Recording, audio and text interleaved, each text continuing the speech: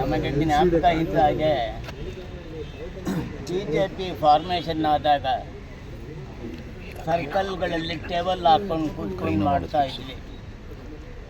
ಜನಸಂಘ ಇದ್ದಾಗಲೂ ಕೂಡ ಹಾಗೆ ಮನೆ ಮನೆಗೆ ಹೋಗಿ ಮಾಡುವಂಥ ಒಂದು ಪ್ರತೀತಿ ಇತ್ತು. ಜನಸಂಘದ ಕಾಲದಿಂದ ಆಗಿ BJP ಆಗಿ ಅದರ ಮಧ್ಯದೊಳಗೆ ಜನತಾ ಪಾರ್ಟಿ ಆಗಿ ಆಗಲೂ ಮಾಡಿದ್ದೇವೆ. ನಾವು ಜನತಾ ಪಾರ್ಟಿ ಒಳಗೆ ನಾವು ಒಂದಾಗಿದ್ವಿ ಒಂದು ಕಾಲದಲ್ಲಿ.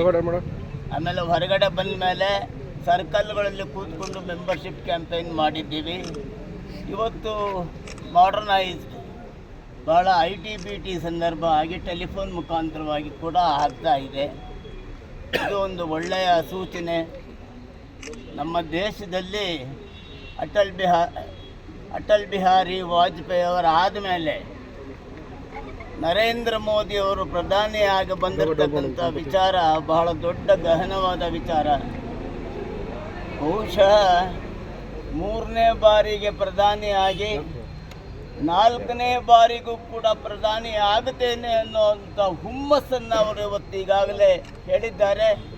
ನಾವು ಆಸೆ ಪಡ್ತೇವೆ ನಮ್ಮ ಜೀವಮಾನ ಕಾಲದಲ್ಲೇ ಅವರು ಮತ್ತೊಮ್ಮೆ 4ನೇ ಬಾರಿಗೆ ಪ್ರಧಾನಿ ಆಗಬೇಕು. ಅದಕ್ಕಾಗಿ ಈ ಸಿದ್ಧತೆ ನಡೀತಾ ಇದೆ ಅನ್ನುವಂಥ ವಿಚಾರವನ್ನು ಹೇಳೋದಕ್ಕೆ ಇಷ್ಟಪಡ್ತೀನಿ.